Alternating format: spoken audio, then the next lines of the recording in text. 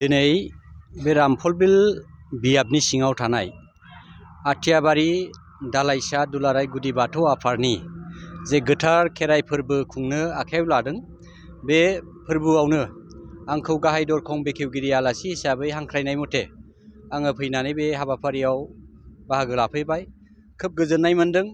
बे आथियाबारि दख'रा दुलाराय गुदि बाथौ आफादा बे बर'नि जारिमिनजों फैफानाय मोनसे धोरोमखौ लानानै गावसोरो दालाइसा आफादानो उदाङै मोनसे खेराइ फोरबो लानानै दिनै खुंनो थामथिम जादों। बे थामथिमजों लोगोसेनो आङो बिथांमोनखौ साबायखर जासिदों जे बिथांमोनहा अराय सम बे खेराइ फोरबोखौ गावसिनि हालामाव जे फोथांनानै लाखिबाय थायो, बिनि थाखाय आं बिथांमोनखौ साबायखर जासिबाय।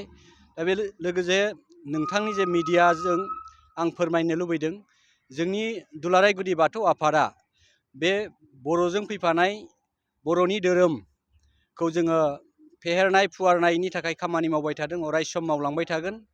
बेजों लोगोसे जोङो जोंनि बाथौ सिबियारिफोरखौ रखना बेखना होनायनि थाखाय अराय सम खामानि मावनो आखायाव लाबाय थादों।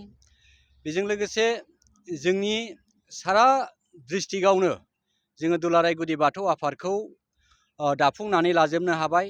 आरो गुबुन माबायावबो रायजोआवबो, जेरै वेस्ट बेंगलाव मोनथाम डिस्ट्रिक्ट दंहैसै, आरो नेपाल हादोरावबो जोंहा बिथांमोननि हादोरनि मोनसे आफाद दंहैसै।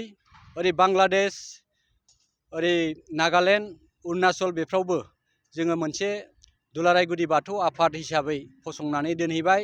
दा बे जोंनि बुलि बाथौ खान्थिनि जे आफाद, बेखौ जोङो अराय सम फोथांनानै जोंनि बर' माहारियावनो बर'आनो बाथौ, बाथौआनो बर' मोनसे जों फोसावनायनि थांखि लानानै खामानि मावबाय थादों।